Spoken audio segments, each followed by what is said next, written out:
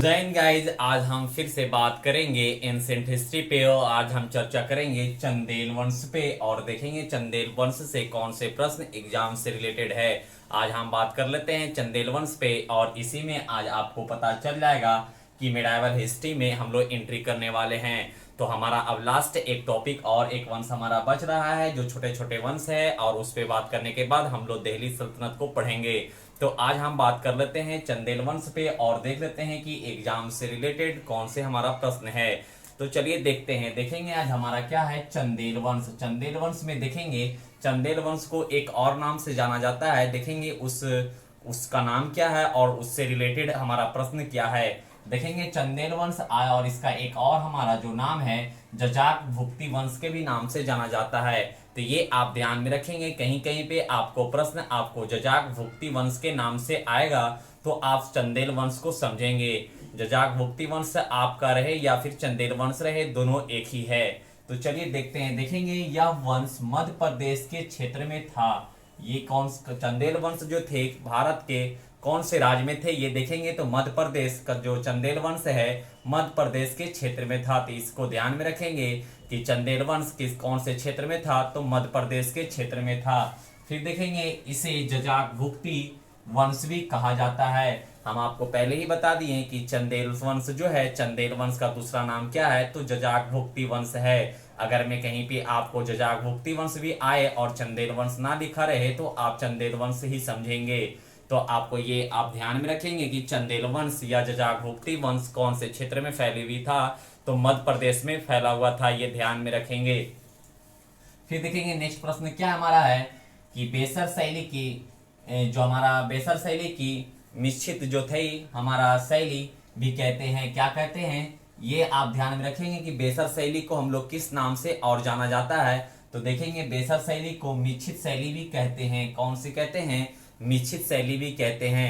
ज्यादातर आपको बेसर शैली ही से फेमस है, तो ये ध्यान में रखेंगे बेसर शैली। फिर क्या देखेंगे कि मध्य भारत में बनने वाली अधिकांश मंदिर बेसर शैली में बनी है। जो मध्य ये आपका देखेंगे क्या है, मध्य भारत में जितनी भी मंदिर जो बनी हुई है अधिकांश मतलब सबसे ज्यादा जो मंदिर मध्य भारत में बनी हुई है सारा बेसर शैली का बना हुआ है। तो ये ध्यान में रखेंगे, ये प्रश्न पूछ सकता है कि मध्य भारत में मंदिर कौन सी शैली से बनी हुई है। तो ये ध्यान में रखेंगे कि बेसर शैली से जो मध्य भारत की जितनी भी अधिकांश मंदिर जो बनी हुई है सारा किस शैली में है, तो बेसर शैली में बनी हुई है, ये ध्यान में रखेंगे और इसे वेरी वेरी इंपॉर्टेंट कर लेंगे। ये आपसे पूछ सकता है कि मध्य भारत में जो मंदिर अधिकांश मंदिर बना हुआ है कौन सी शैली में है, तो बेसर शैली में है। फिर हमारा देखेंगे नेक्स्ट पॉइंट क्या है, चंदेल शासकों के प्रारंभिक कलिंजर थी, क्या थी, कलिंजर थी। जो चंदेल का जो थे चंदेल शासकों को प्रारंभिक कैसी थी, कलिंजर थी, किंतु बाद में इसके खजुराहो स्थानांतरित कर दिया गया। ये ध्यान में रखेंगे जो चंदेल वंश जो थे चंदेल शासकों को प्रारंभिक कहाँ था, तो कलिंजर में थी, बसे भी कहाँ थे, तो कलिंजर में थे। ये ध्यान में रखेंगे कि चंदेल के जितने भी शासक थे स्टार्टिंग में मतलब शुरुआत में कहाँ थे, तो कलिंजर में थे, किंतु बाद में उन्हें खजुराहो स्थानांतरित कर दिया गया, वहां शिफ्ट हो गया। अब फिर देखेंगे खजुराहो को आपसे 2-3 प्रश्न एग्जाम से रिलेटेड है और खजुराहो से तो एक प्रश्न आया हुआ भी है एग्जाम में। देखेंगे क्या है इस वंश का, पहले देखेंगे संस्थापक कौन है, तो निनुक थे, जो वेरी वेरी इंपॉर्टेंट है, इसे नोट कर लेंगे। आपको हमेशा हम आपको इंडिकेट करते हैं कि आपको संस्थापक में 4 संस्थापक हमेशा पूछेगा। पहला संस्थापक, लास्ट आपका जो अंतिम संस्थापक होता है, एक आपका योग शासक और एक अयोग शासक और एक प्रतापी शासक। तो ये 4-5 शासक हमेशा जो वंश आप पढ़ेंगे उसमें से आपको हमेशा ध्यान में रखना पड़ेगा। तो देखेंगे इस वंश का चंदेल वंश का संस्थापक कौन है, तो निनुक थे। कौन थे, निनुक थे। या पूछ सकता है आपसे जजाक भुक्ति वंश का संस्थापक कौन है, तो निनुक थे, ये आप ध्यान में रखेंगे। फिर देखेंगे इस वंश का अगला शासक कौन है, तो यशोवर्मन थे। कौन थे, यशोवर्मन जो थे अगला शासक था। इसे ज्यादा याद करने का नहीं जरूरत है, बस इसको आपको कॉन्सेप्ट में रखना जरूरी है कि निनुक के बाद अगला शासक कौन बना, तो अगला शासक यशोवर्मन बना, इसे आप ध्यान में रखेंगे। फिर देखेंगे इसने खजुराहो में विष्णु मंदिर बनवाया था। ये प्रश्न आपका वेरी वेरी इंपॉर्टेंट है कि खजुराहो में जो विष्णु मंदिर है किसने बनवाया? तो इससे देखेंगे जो हमारा था चंदेल वंश का संस्थापक नीनुक थे। नीनुक के बाद जो हमारा अगला शासक कौन है? तो यशोवर्मन जो थे, यशोवर्मन ने ही खजुराहो में विष्णु मंदिर बनवाया था।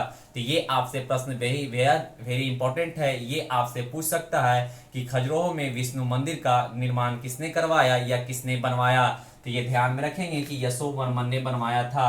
देखेंगे इस मंदिर को खजुराहो का चतुर्भुज मंदिर भी कहा जाता है। ये देखेंगे इस लाइन से आपका दो प्रश्न है।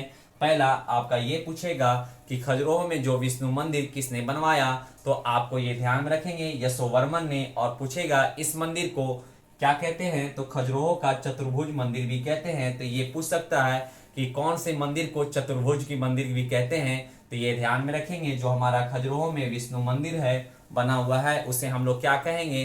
चतुर्भुज के भी नाम से जाना जाता है। तो ये ध्यान में रखेंगे चतुर्भुज मंदिर किसे कहते हैं? तो खजुराहो में जो हमारा विष्णु का मंदिर बना हुआ है उन्हीं मंदिर को हम लोग चतुर्भुज के भी मंदिर के नाम से जाना जाता है। ये आपका दो बहुत ही इंपॉर्टेंट है, तो इसे नोट कर लेंगे।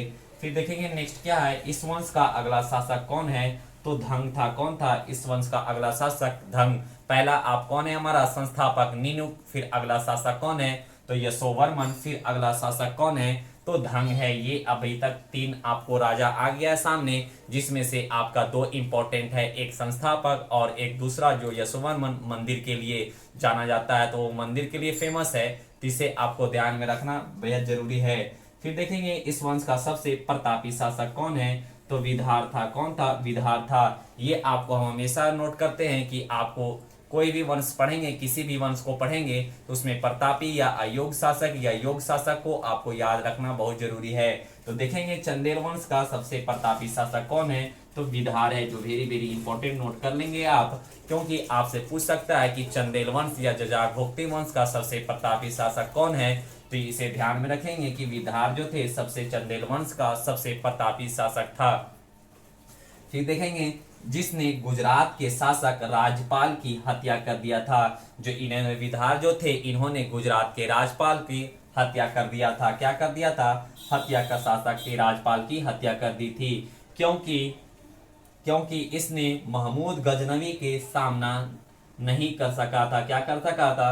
नहीं, बल्कि क्या किया था? डर से भाग गया था। अब यहाँ से देखेंगे महमूद गजनवी का स्टार्टिंग हो गया है। यहाँ से जो आपका जो हिंदुस्तान में मुस्लिमों का आक्रमण के बारे में जब पढ़ेंगे तो महमूद गजनवी से स्टार्ट होगा। तो वहां देखेंगे अब हमारा जो दिल्ली सल्तनत की है 1 पॉइंट 2 पॉइंट से स्टार्टिंग हो गया है। तो बस हमारा ये लास्ट सेशन चल रहा है, एक लास्ट हमारा सेशन और आएगा, उसमें खत्म हो जाएगा हमारा एंशिएंट हिस्ट्री और फिर हम दिल्ली सल्तनत से स्टार्ट करेंगे और मिडाइवल को भी हम लोग अच्छे से पढ़ेंगे। एंशिएंट से ज़्यादा मजा आपको आएगा मिडाइवल पढ़ने में। तो देखेंगे हमारा जो मुख्य पॉइंट अभी क्या है एंशिएंट हिस्ट्री का, चंदेल वंश में कि जो थे गुजरात के राजपाल थे उनकी हत्या कर दिया किसने? जो विदर्भ थे चंदेल वंश के शासक थे। तो फिर देखेंगे क्योंकि गजनवी का सामना नहीं कर सका था बल्कि डर से भाग गया था। कौन? गुजरात के राजपाल। तो ये ध्यान में रखेंगे कि महमूद गजनवी के डर से भाग गया था। सिर्फ कॉन्सेप्ट को ध्यान में रखेंगे, ये एग्जाम में आपका नहीं पूछेगा।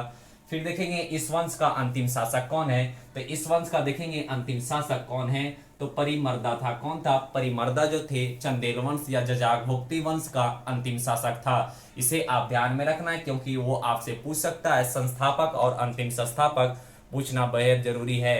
तो इसे ध्यान में रखेंगे कि चंदेल वंश या जजाभुक्ति वंश का अंतिम शासक कौन है? तो परिमर्दा था। फिर देखेंगे जिसे पृथ्वीराज चौहान तृतीय ने पराजित कर दिया और उसके क्षेत्र को मिला लिया था। जिसे क्या किया? पृथ्वीराज चौहान तृतीय ने उसे पराजित कर दिया, हरा दिया और उसके क्षेत्र को अपने क्षेत्र में मिला लिया था। तो ये आपसे पूछ सकता है प्रश्न जो कि चंदेल वंश का अंतिम शासक कौन था? तो आप ध्यान में रखेंगे परिमर्दा था, जिसने क्या किया था? जिसे पृथ्वीराज चौहान ने उसे हरा दिया था और हराकर उसकी क्षेत्र अपने में मिला लिया था। कौन? पृथ्वीराज चौहान ने। फिर देखेंगे नेक्स्ट प्रश्न क्या है, अतः कुतुबुद्दीन ऐबक ने पृथ्वीराज चौहान को हराकर दिल्ली सल्तनत में मिला लिया। लास्ट में क्या हुआ कि अंतः में कुतुबुद्दीन ऐबक ने क्या किया? कुतुबुद्दीन ऐबक ने पृथ्वीराज चौहान को हरा दिया था और उसके हराकर उसके स्थान पर दिल्ली सल्तनत को कायम किया। और दिल्ली सल्तनत को आप पढ़ेंगे तो बहुत ही मजा आएगा। हमारा जो दिल्ली सल्तनत की जो सेशन स्टार्ट होंगे, एक वीडियो के बाद एंशिएंट हिस्ट्री समाप्त हो जाएगा, एक अगला सेशन में। उसके बाद हम लोग कुतुबुद्दीन ऐबक से पहले महमूद गजनवी का एक दो प्रश्न देख लेंगे, और महमूद गजनवी के बाद हम लोग कुतुबुद्दीन ऐबक से पढ़ेंगे और उसमें देखेंगे कौन से प्रश्न एग्जाम से रिलेटेड है। हम अब देख लेते हैं चंदेल वंश या जजागभुक्ती वंश में कि कौन से प्रश्न एग्जाम के दृष्टि से है, क्योंकि एग्जाम से के दृष्टि से हमें देखने से रिकॉल भी हो जाता है और एक रिवीजन के तौर से हमें याद अच्छे से हो जाता है। तो चलिए देख लेते हैं एक बार हमारा जो चंदेल वंश का है एग्जाम के दृष्टि से।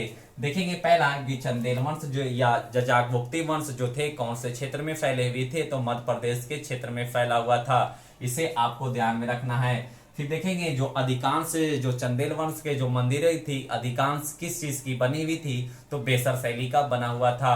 फिर देखेंगे कि क्या है आपका, देखेंगे इनका प्रारंभिक जो थे चंदेल वंश का शासक कहाँ रहते थे, तो कनिंजर में रहते थे। बाद में कहाँ स्थानांतरित हुआ, तो खजुराहो में हुआ। फिर देखेंगे इसके संस्थापक कौन थे, तो निनुक थे। कौन थे, निनुक थे। फिर इसके बाद अगला शासक कौन था, तो यशो वर्मन जो थे, इन्होंने इसके लिए फेमस है, इन्होंने खजुराहो में विष्णु मंदिर का निर्माण करवाया था। और विष्णु मंदिर का निर्माण जब करवाया तो इस मंदिर का नाम क्या पड़ा, चतुर्भुज मंदिर भी कहते हैं, इसलिए ये शासक फेमस थे। फिर देखेंगे अगला शासक कौन है, धंग थे। क्या थे, धंग थे। फिर अगला शासक कौन बना, जो प्रतापी के नाम से जाना जाता है, चंदेल वंश का प्रतापी शासक कौन है, तो क्या कौन थे, विदार थे। कौन थे, विदार थे। फिर इस वंश का अंतिम शासक कौन है, तो आपका परिमर्दा था। कौन था, परिमर्दा था, जिसे पृथ्वीराज चौहान ने हरा दिया था। फिर देखेंगे इस वन अंततः कुतुबुद्दीन ऐबक ने क्या किया, पृथ्वीराज चौहान को हरा दिया और फिर पराजित कर दिया। फिर उन्होंने दिल्ली सल्तनत की कायम कर दी। दिल्ली सल्तनत अपना एक सल्तनत को बना लिया। अब इसके बाद देख लेंगे हमारा जो दिल्ली सल्तनत से पहले एक वीडियो और आपका एंशिएंट हिस्ट्री का आएगा, उसके बाद हमारा दिल्ली सल्तनत स्टार्ट हो जाएगा। आई होप, उम्मीद करते हैं कि आपको चंदेल वंश या जजागभुक्ती वंश भी अच्छे से समझ में आ गया होगा। मिलेंगे अब आपको नेक्स्ट सेशन में, जब तक आप इंतजार करें।